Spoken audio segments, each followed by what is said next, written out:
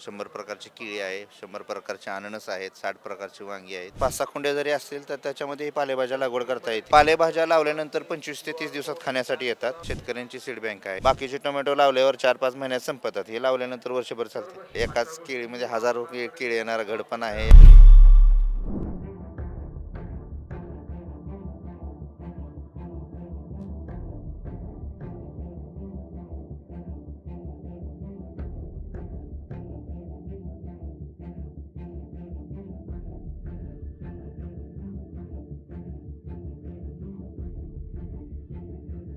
नमस्कार, मी Deepak Darade for the people न्यूजमध्ये आपलं सर्वांचं स्वागत आहे. मंडळी, आपण गावाकडे राहा किंवा शहरात राहा, पण कायमस्वरूपी आपल्याला एक विचारणा होते लोकांकडून की आम्हाला गावरान पालेभाज्या किंवा गावरान फळभाज्या पाहिजे. आता त्या कुठून मिळतील, कशा मिळतील, मग ते मिळतीलच का का पण ते आपण स्वतःसुद्धा तयार करू शकतो, तो स्वतःसुद्धा तयार करू शकतो कशा, ते या व्हिडिओमध्ये तुम्हाला हे पाहायला भेटेल. त्यामुळे व्हिडिओ शेवटपर्यंत बघा. हे सगळं ही परसबाग आहे, म्हणजे अशा पद्धतीची परसबाग तुम्ही तुमच्याकडे सुद्धा करू शकता. साईज कमी जास्त प्रमाणामध्ये असू शकतो, म्हणजे तुमच्याकडे किती जागा आहे त्यानुसार हे सगळं होऊ शकतं. आता हे भोपळे आहेत, तर तुम्हाला हे भोपळे बघितल्यावर असं वाटेल की इतक्या मोठ्या प्रकारचे भोपळे कसं काय. अनेक प्रकारचे, खूप 22 प्रकारच्या व्हरायटी आहेत भोपळ्यामध्ये. हे भोपळे आहेत अजून, आणि हे सगळं समजून घेऊ आपण. भोपळे आहेत, पलीकडं दोडके आहेत, घोसावळ्या आहेत, तिकडं टोमॅटो आहे, पालेभाज्या आहेत, असं सगळं आहे. ते आपण सगळं समजून घेऊया. माझ्यासोबत गवळी साहेब आहेत, शेतकरी आहेत हे. खरं तर कुठलं आहे गाव तुमचं? हिवरे तालुका मोहोळ जिल्हा सोलापूर. सोलापूर जिल्ह्यातले आणि मोहोळ तालुक्यात. बरं बरं बरं. इथं कसं काय? इथं गावरान ज्या पालेभाज्या आहेत, फळभाज्या त्या इथे इथे येणाऱ्या शेतकऱ्यांना एक प्रात्यक्षिक म्हणजे वेगवेगळ्या प्रकारच्या समजून देण्यासाठी पालेभाज्या दाखवण्यासाठी परसबाग कशी असते हे इथं दाखवलेलं आहे येणाऱ्या लाखो तुम्ही शेतकऱ्यांना. तुम्ही स्वतः हे सगळं पिकवता का? हो गावरान? हो, ह्याच्यापेक्षा जास्त व्हरायटी आपल्याकडे 450 व्हरायटी सगळ्या. आपण 6 एकरचं फूड फॉरेस्ट मॉडेल तयार केलं आहे. त्याच्यामध्ये खाण्यायोग्य सगळ्या पालेभाज्या, फळभाज्या, वेलवर्गीय भाज्या, 100 प्रकारची केळी आहे, 100 प्रकारचे अननस आहेत, 60 प्रकारची वांगी आहेत. त्यामध्ये सगळंच आहे. हे आता गावरान आहे, पण हे सेंद्रिय आहे का? हो. आणि खतं टाकून पिकवता? काही काय लागत नाही ह्याला. ह्याच्यामध्ये असताना रोगप्रतिकारक क्षमता जास्त असते, त्याच्यामुळे गरज पडत नाही. शेणखत टाकलं तरी चालतं. चालतं. हो. पण आता हे सगळं समजून द्या ना आम्हाला. हे इतक्या प्रकारचे आम्ही भोपळे बघतोय, हे प्रत्येक भोपळा वेगवेगळा दिसतोय. काय कसले आता भोपळे ते? प्रत्येक भोपळा वेगळा आहे. आता याच्यामध्ये भोपळ्यामध्ये पण आपण लक्ष्मीला जो घाऱ्या तयार करतात तो भोपळा वेगळा. त्याच्यानंतर चक्की भोपळा वेगळा आहे, दुधी भोपळा वेगळा, सांबरसाठी बनवायचा वेगळा. त्याच्यानंतर वाद्य जे बनवतात, सितार झालं, एकतारा, विणा, हे बनवण्याचा प्रत्येक भोपळा वेगळा आहे. प्रत्येकाचं कार्य वेगळं आहे. दाखवा ना आम्हाला ते, म्हणजे तुम्ही आता सांगताय खरं, पण ह्याच्यामध्ये ते हा जो आहे हा पहिल्यांदा पोवायसाठी वापरायला जायचा, किंवा आदिवासी भागामध्ये याचं जे वरची साल आहे ना ती एकदम कडक असते. त्याच्यामुळं हा वाळल्यानंतर तुम्ही वर्षानुवर्ष वापरू शकता. आणि आता काय भांडी वगैरे आली, त्यामुळे पहिल्यांदा जुन्या काळात ज्या वेळेला धातूचा वगैरे शोध नव्हता, मातीची भांडी आणि हे वापरत होते. आजही आदिवासी भागामध्ये धान्य साठवण्यासाठी या भोपळ्याचा वापर केला जातो. का तर याच्यामध्ये जर आपण धान्य साठवलं तर कीड लागत नाही. हां.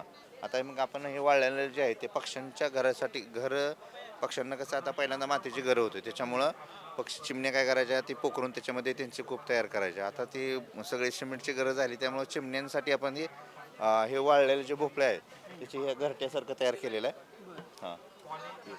आणि आता या दोडक्याचे जे प्रकार आहेत, हा जो आहे हा गोल दोडका आहे, बिगर पाण्याचा येतो तो. ज्वारीमध्ये आमच्या इकडं सोलापूर भागामध्ये शेंदाड आणि हा दोडका मंगळवेढा भागामध्ये ज्वारीबरोबर पेरतात. जमिनीत जो ओलाव आहे त्या ओलावरती येतं, त्याच्यावर नंतर कुठलीही फवारणी न करता शेंदाड आणि गोल दोडका व्यवस्थित येते. अजून काय इकडं आणखी बऱ्याच त्याच्यानंतर प्रकारचे आहेत. गोसावळ्यामध्ये हा एक प्रकार आहे, याला हजारी गोसावळं किंवा गुच्छामध्ये म्हणजे गुच्छमध्ये येणारं गोसावळं म्हणतात. याची लास्ट साईज एवढीच, याच्यापेक्षा मोठी साईज होत नाही. पण एकाच ठिकाणी ठिकाणी 5 ते 10 गोसावळ्याचा झुमका लागतो. याच्यामध्ये गोल गोसावळं पण आहे, याच्यात पूर्ण गोल येणारं पण आहे, लांब येणारं पण आहे, 3 फूट लांब येणारं आहे, 4 फूट लांब येणारं आहे. असे वेगवेगळे गोसावळे आणि दोडक्याचे 20 प्रकार आहेत. ते पलीकडं दोडके इतके लांब लचक दोडके कसं काय? म्हणजे आपण दोडका एवढा लांब बघत नाही. म्हणजे मी आमच्या कॅमेरामॅनला सांगतो की हे जरा दोडके काय 3.5 उंचीचे फुटाचा आहेत आहे. हे जरा. हा 3.5 फूट लांब आहे. आणि हा 10 धारी आहे. म्हणजे याच्यामध्ये ह्याला जेवढ्या हे रेषा आहेत त्यानुसार ह्याचा प्रकार वेगळा वेगळा होतो. जे लहान असतात त्याला 9 धारी येतात बरं आणि जे लांब असतात त्याला 10 किंवा 11 धारी येतात. बरं. हं. जसं पण भेंडीमध्ये हे खाण्यासाठी वापरतात? नाही, आता हा निबार झाला. कवळा असताना खाण्यासाठी वापरतात. हा लांब झाला आता हे बियाण्यासाठी. पण पुढच्या वर्षीचं जे बियाणं आहे ते आपलं बियाणं म्हणजे हा जो भोपळा आहे याचं बियाणं हा तयार करू शकतो आणि म्हणजे ते पुढे अशी लावू जर शकतो. परसबाग एखाद्यानं केली तर यातलेच काही म्हणजे एखादा भोपळा म्हणा, एखादा दोडका म्हणा, एखादा गोसावळ म्हणा असं ठेवून त्याचं बी पण तयार करू शकतो. हे देशी वाहनांचं तेच महत्त्व आहे. जसं आपण म्हणजे आपण आपला चेहरा आपल्या वडिलांच्या आजोबाच्या मिळतो जुळतो असतो का तर त्यांचे जेनेटिक गुण आपल्यामध्ये येतात. तसं देशी भाजीपाल्यामध्ये वर्षानुवर्षे हजारो वर्षांचा यांचा जो जीवनक्रम आहे. आता हे 10 धारीचा जर तुम्ही दोडका लावला तर याच्या जे सगळ्या बिया आहेत त्या सगळ्या 10 धारीच्याच येणार. 5 धारीचा लावला तर 5 धारीच्याच येणार. का तर यांच्या म्हणजे जी अनुवंशिकता आहे आणि रोगप्रतिकारक क्षमता आहे वातावरणाला सहन करण्याची, आपल्या इकडचं जे टेम्परेचर असतं किंवा जो हवामानात झालेला बदल आहे त्याच्याशी त्यानुसार हे टिकून आहेत. हे आणि सगळे सगळ्यात दोडके. महत्त्वाचं म्हणजे यांना तुम्हाला काहीतरी कीटकनाशक किंवा हे फवारण्याची गरज पडत नाही. आता मला जरा काही फळभाज्या आणि ते पलीकडे जे आहेत तुमचे सगळे ते दाखवा ना. प्रदर्शनामध्ये प्रवेश केल्यानंतर आयोजकांनी ठरवून दिलेल्या मार्गाचा वापर करून प्रदर्शन पहा. प्रत्येक आता ठिकाणी ही जी भाजी आहे ही तांदूळशाची भाजी आहे. त्याच्यानंतर ही लाल माठ आहे. हा लाल पोकळा आहे. ती चाकवतची भाजी आहे. त्याच्यानंतर पलीकडे तुम्ही पालक हा फक्त ह्याचा बघितला असेल हिरवा येणारा. आपल्याकडे लाल काडी येणारा पालक आहे. त्याच्यानंतर वेलवर येणारा म्हणजे मलबार स्पिनच म्हणतात इंग्लिशमध्ये त्याला, तो पण आहे. परत तिकडे लाल राजगिरा आहे, लाल लाल माठ आहे, कोथिंबीर, वेगवेगळ्या प्रकारच्या इथं 20 प्रकारच्या पालेभाज्या लावलेल्या आहेत. हा काशी भोपळा आहे पण तो चपटा येतो एकदम. त्यांच्या मेहनतीचा आपण आदर करायचा आहे. हा कुठला भोपळा? काशी भोपळ्याचा एक प्रकार आहे, स्क्वॅश म्हणतात त्याला इंग्लिशमध्ये. हां, नाही, मला सांगा आता ही सगळे फळभाज्या पालेभाज्या आणि तिकडंही आपण भोपळा वगैरे हे सगळं बघितलं. पण एखाद्याला जर परसबाग करायची असेल तर मिनिमम कमीत कमी किती जागा पाहिजे किंवा कसं? कुंडीमध्येही करतात. 5-6 कुंड्या जरी असतील तर त्याच्यामध्ये पालेभाज्या लागवड करता येते. कमीत कमी 1 स्क्वेअर फुटामध्ये सुद्धा करता येतं करायचंच असेल तर. एका स्क्वेअर फुटामध्ये जर तुम्ही पालक लावली तर लावल्यानंतर ते 25 दिवसात येते आणि याला काय म्हणजे औषधं वगैरे लागत नाहीत. तर बिया टाकल्या, पाणी टाकलं, माती माती ज्या वेळेला आपण तयार करतो निम्म शेणखत निम्म माती मिक्स करून जरी टाकली तरी ती व्यवस्थित येते. आणि पालक एकदा लावल्यानंतर 3-4 वेळा कटिंग करता येते. म्हणजे कट केल्यानंतर परत फुटून येतो. किती दिवसात हे लावल्यानंतर खाण्यासाठी येतं? पालेभाज्या लावल्यानंतर 25 ते 30 दिवसात खाण्यासाठी येतात. वेलवर्गीय भाज्या लावल्यानंतर 45 दिवसात चालू होतात. त्याच्यानंतर आपल्याकडे आता कारल्याचे असे प्रकार आहेत ते 2 वर्षही चालतात. हे दुधी भोपळा किंवा लाल घेवडा जर लावला, लाल घेवडा 3 वर्षापर्यंत चालतो. परत त्याच्यानंतर आता याच्यात लावलेले 4 दारे जे घेवड्याचे प्रकार आहेत ते बहुवार्षिक आहेत. परत परत लावायची गरज नाही त्याला. म्हणजे ह्या वर्षी पाऊस कमी झाला परत त्याचा खोड जे आहे ते आहे असं जिवंत राहतं, पानं जळतात. परत पाऊस पडला का परत जिथून जिथून यावर्षी जिथं जिथं शेंग लागलेली आहे तिथून ते नवीन फुटवा फुटून चालू होतं.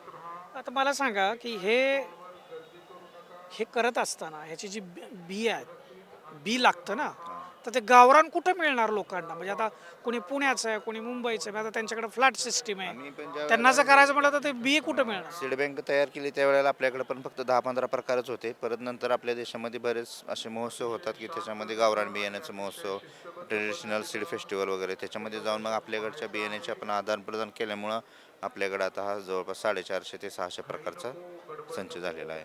आणि आम्ही हे काय केलं, ही शेतकऱ्यांची सीड बँक आहे. ज्या शेतकऱ्याकडं वेगळ्या प्रकारचा वाण आहे तर ते आपल्याला देऊन आपल्याकडलं हे 450 पैकी कुठलाही प्रकार तुम्ही मोफत घेऊ शकतात. हे आदल्याबदली केल्यामुळं आपल्याकडे संख्या वाढत गेलेली आहे.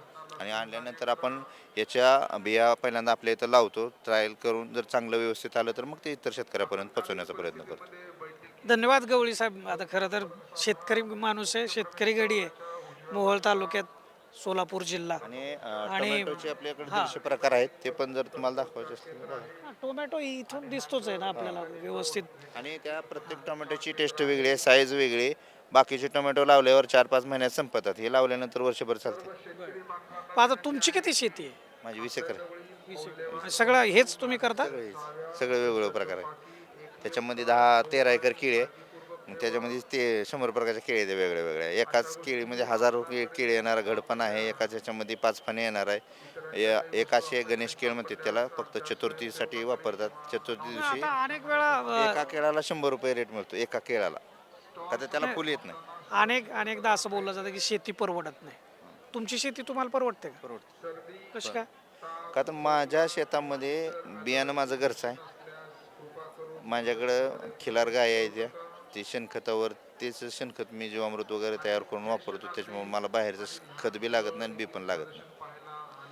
तुमचं आता टर्नओव्हर किती, उत्पन्न किती होतं वार्षिक? मी माझ्या या कामावर, माझ्या शेतीवर समाधानी आहे. नाही, पण आता माझ्याकडे एक दररोज 20 माणसं कामाला येते शेतात. 20 माणसं काम 20 माणसं त्यांची, ती बी खुश आहे, ती मी बी खुश आहे. तुम्ही टर्नओव्हर सांगत नाही. होतंय, व्यवस्थित होतंय.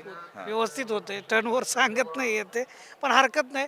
20 लोक यांच्याकडे रोज काम करतात, याच्यावरून तुम्ही समजून घ्या की यांचं काय उत्पन्न असू शकतं आणि कशा पद्धतीचा हा व्यवसाय ते करू शकत असतील.